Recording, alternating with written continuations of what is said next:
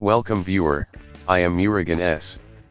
This video tutorial describes how to limit the background data usage of the system and apps on Windows 10.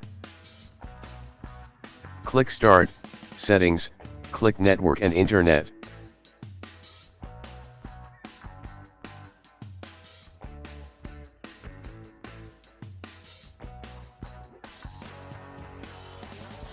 Click Properties. Turn on Set as Metered Connection.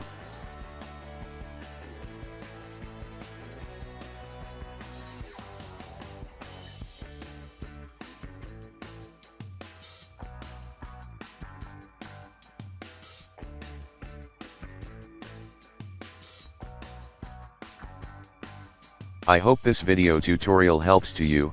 Please like, share and don't forget to subscribe my channel. Thank you very much. See you next video.